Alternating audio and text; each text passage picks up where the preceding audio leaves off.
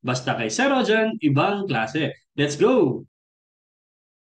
Okay, welcome muli sa ating klase. Sa video na to, pag-uusapan natin ang Article 1217. Dito sa article na to, dinidiscuss kung anong effect kapag si solidary debtor ay nagbayad. Paano nga ba mangyayari sa obligation at paano naman kung halimbawa dalawang solidary debtors ang nag-offer na magbayad, sinong tatanggapin ni creditor? Pwede bang kahit sino? Pwede ba maka-reimburse si solidary debtor sa kanyang kapwa solidary debtors pag nagbayad siya? Paano kung mas maaga siya nagbayad kaysa dun sa deadline? Pwede ba siya manghingi ng interest? Ano, ready ka na? Sige, start tayo. Let's go! Ayan, sige, basahin muna natin. Article 1217. Payment made by one of the solidary debtors extinguishes the obligation. If two or more solidary debtors offer to pay, the creditor may choose which offer to accept. He who made payment may claim from his co-debtors only the share which corresponds to each, with the interest for the payment already made. If the payment is made before the debt is due, no interest for the intervening period may be demanded. When one of the solidary debtors cannot, because of his insolvency, reimburse his share to the debtor paying the obligation, such share shall be borne by all his co-debtors in proportion to the debt of each. So dito sa Article 1217, dinidiscuss kung ano magiging effect kapag si debtor or solidary debtor sa isang solidary obligation ay nagbayad. So effect of payment by a solidary debtor. By a solidary debtor. Yan. So, ang nangyari dito, meron tayong solidary debtors. Okay lang kahit isa lang ang creditor, pwede rin namang solidary creditor. Basta dito dapat solidary debtors ang meron tayo. So, ano ba magiging effect? Una, basically, magiging extinguish yung obligation. Okay? Kasi payment is a form of extinguishment. So, obligation will be extinguished or obligation is extinguished. Why? Because payment is a form of extinguishment. Payment is a form of extinguishment. Kasi meron tayong 10 forms of extinguishment. Yung iba na-discuss natin sa naunang articles. Pero dito sa 1217, kauna nating form of extinguishment ay payment. Siyempre, pag nagbayad, wala ka ng utang. Ang ibig sabihin kasi ng payment is pwedeng delivery of money, pero hindi lang siya limited sa pera. Pwedeng performance din. Let's say, obligation mong magpintura ng bahay.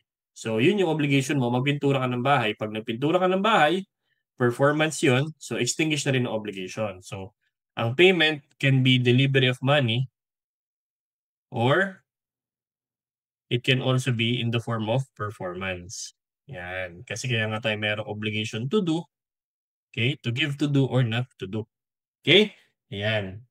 Tapos, kapag isa lang ang nagbayad, kasi solidary, isa lang ang kailangan magbayad, bayad na yung buong obligation. So, ang mangyayari, kung sino man ang nagbayad, sabi, he who made the payment may claim from his co-debtors only the share which corresponds to each.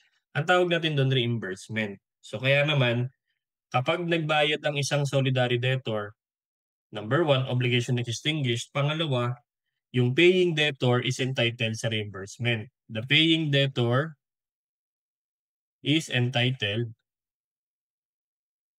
or can demand or entitled to demand reimbursement. Yan. Pwede siyang maningil. Hindi absuelto yung ibang co-debtors. Sasabihin ng co-debtors, uy, wala na kaming utang, hindi na kami kailangan magbayad kasi nagbayad na itong isa. Hindi ganon.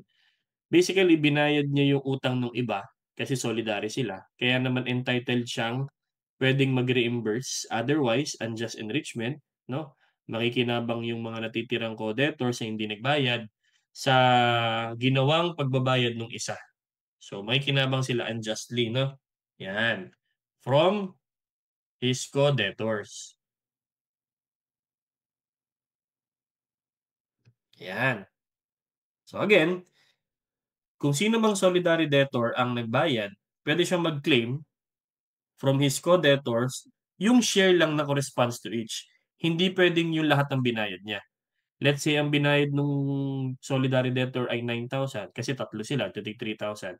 Hindi niya puwedeng singilin ng, 9,000 yung buo kasi basically kasama rin siya.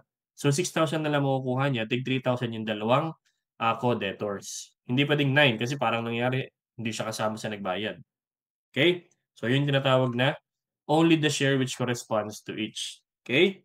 Tapos kung sakaling due date na, hindi pa rin nagbabayad yung fellow co-debtors niya, eh, di entitled na siya sa interest. Let's say halimbawa ang utang nila ay hanggang December 31, nagbayad siya ng December 31, binayad ni solidarity debtor para hindi magkaroon ng interest. Eh, ito namang mga kasama niya hindi nagbabayad ng reimbursement. Ang nangyari January pa sila nagbayad, February pa.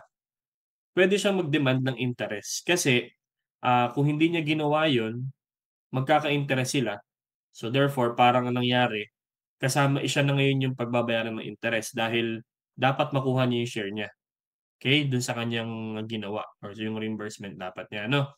Pero kung halimbawa nagbayad siya ng mas maaga, ito nakalagay dito, if payment is made before the due date, kung December 15 naman siya nagbayad, na supposed to be December 31 ang due date, hindi siya puwedeng maningil ng interest.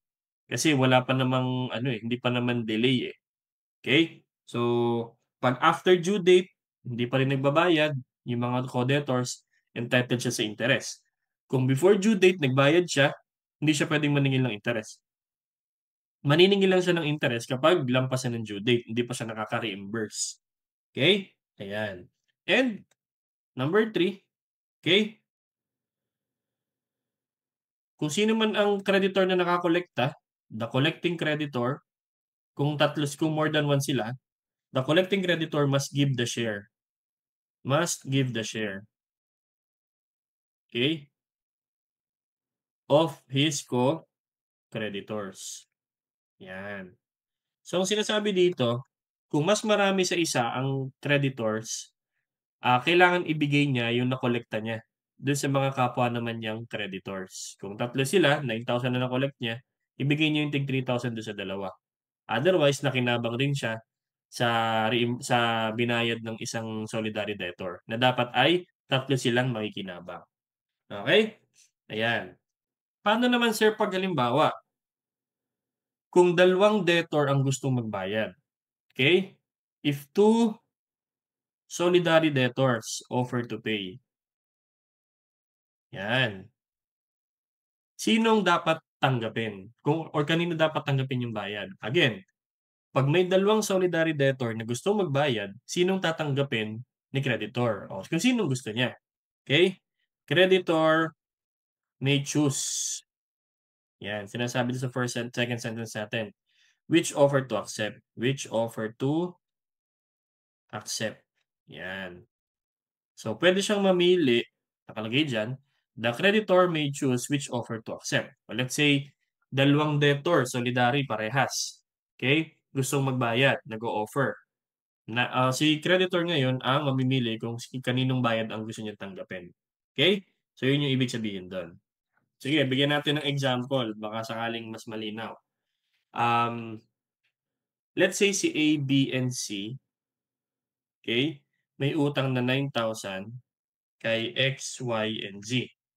O, unahin natin. First scenario, nag-offer si A magbayad, siya lang, solidary debtors. Nag-offer siya kay X, 'yan, isang solidary creditor, 'yan, senior citizen.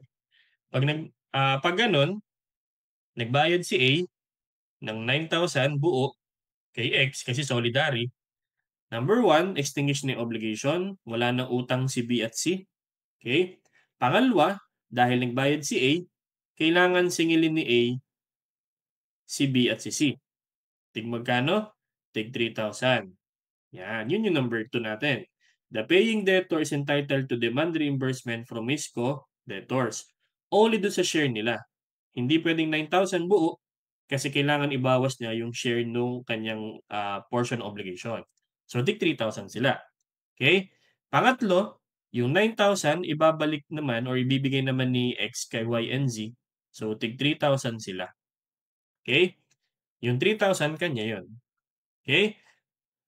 Paano naman kung nag-offer itong si B? Dalawa na sila. Okay? So, si X pwedeng mamili kay A or kay B. Kung sino man ang gusto niya. Okay, next scenario. Nagbayad si A, due date nito ay December 31. Let's say 2025. Yan. December 31, 2025. Pag nagbayad siya within due date, okay, or hanggang due date, walang interest, pero kailangan magbayad din ni B at ni C kay A ng same date ng December 31. Otherwise, kapag nagbayad na yan ng after, kapag nagbayad sila ng after, may interest na pwedeng singilin si A. Okay? So, if B and C paid after December 31, okay, A, meron siyang interest. May demand interest. Yan. Kasi due date naman talaga December 31 eh. Hindi naman pwedeng hindi makukuha ni A yung binayad niya ng due date. Kasi parang nakinabang ulit si B at si C doon sa ginawa ni A, kaya siya walang interest. So, hindi pwedeng ganun. Kailangan makuha din niya kung kailan niya binayad yan. Yung due date. Okay? Pero kapag before naman, pag nagbayad si A before December 31, before due date, hindi naman siya pwedeng mag-demand ng interest for the reason na mas maaga siya nagbayad. Sabi ni A, "Hoy B, C, bayaran niyo ako ng interest kasi mas maaga ako nagbayad kaysa sa due date." Okay? Mas maagang nawala yung obligation natin. Hindi gano'n. Okay? So, A paid before, if A paid before due date, okay, let's say December 31 ulit, no interest. Okay? Until December 31. Pero kung nagbayad ulit si B and C after December 31, ayan, tsaka na siya pwedeng mag-demand ng interest. Pero yung before, wala namang intervening period na pwedeng i-demand, sabi diyan. Kung before 31, December 31 sila nagbayad, walang interest. Okay? Pero kung nagbayad sila, si B at si C after December 31, magkakaroon na ngayon ng interest na pwedeng i-demand si A. Kasi parang nangyari, makikinabang sila dun sa ginawa ng mas maagang pagbabayad. Okay? Lampasan ng due date, ibig sabihin. Okay? O paano naman pag nagbayad si A? A paid after December 31. Yan. May interest silang dapat bayaran. Silang tatlo may interest. Pero magde-demand siya ng reimbursement kasama yung interest. So, with interest, yung ibabayad ni A, pero pwede niya ma-reimburse yun kay B at C.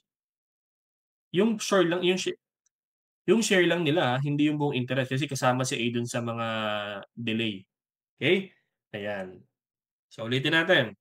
Pag nagbayad si A exactly on due date, tapos hindi niya reimburse yan, hindi nagbayad si B at C sa due date, pwede siyang maningil ng interest yun sa dalawa. So, B, C paid after December 31, A may demand interest. What if, scenario number 2, si A nagbayad before December 31?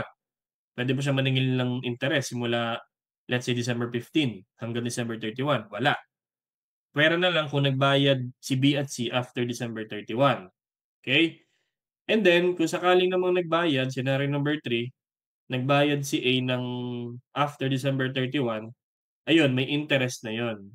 Kailangan na nilang magbayad silang tatlo ng interest dahil lampas na siya sa due date na sinabi ni X, Y, and Z. Pero reimbursable din naman yung interest, only the share. Again, only the share, hindi yung buong interest. Kasi kasama si A sa mga late nagbayad. Okay? Next one, paano naman kung insolvent? Ito. Yan. When one of the solidary debtors cannot reimburse his share because of insolvency. Yan. Sasaluhin yan nung mga natitirang hindi insolvent. O let's say ganito. Si A, B, and C. May utang na 9,000 kay X, Y, and Z. Okay? Nagbayad si A exactly December 31. Okay? Kay X. Okay? So So, basically tig 3,000 'to, 'di ba? Ang mangyayari si C insolvent, okey? So, ngayon imbes na tig 3,000 lang ang makokolekta kay B at C dahil insolvent na 'to, sasaluhin ni A at ni B yung insolvency ni C. So, supposed to be tig 3,000 lang sila, eh, dahil walang pambayad si C, yung 1,500 hahatiin pa nilang dalawa. So, ang kokolektahin ni A kay B, 4,500, hindi na 3,000. Ang naging share ngayon tig 4,500 sila. Pero puwede pa rin naman niyang masingil kapag later on naging solvent ito. If become solvent, eh, di kukunin nila yung tig 1,500 na inuyanan nila, okey? Kaya yan, so puwedeng ma-recover, can recover, yan again. So, yung share ni insolvent, solidary debtor, sasaluhin muna yan ng mga solvent na solidary debtors until such time na maging solvent na ngayon si insolvent para ma-recover yung, inuyanan ni A tsaka ni B. Sa ngayon, tig 4,500 muna ang makukuha nila. So, si A kung nagbayad siya ng 9,000, ang sisingilin niya muna kay B ay 4,500. Tapos yung 1,500 ni C, sa kanya muna yon. Yan, tsaka niya sisingilin na lang si C ng 1,500 kapag okey na si C or solvent na. Gano'n din naman si B. Sisingilin niya yung 1,500 kay C kapag okey na si C. Okey? Plus interest siyempre, kasi late siya, eh. Okey? Plus interest, 'yan. Okey? So, 'yun, dito nagtatapos yung discussion natin ng 1217. Again, tungkol 'to sa payment ng isang solidary debtor, anong mangyayari sa obligation? Mag-e-extinguish siya, puwede siyang maka-reimburse sa mga solvent, 'pag hindi solvent, eh, di sasaluhin ng mga solvent.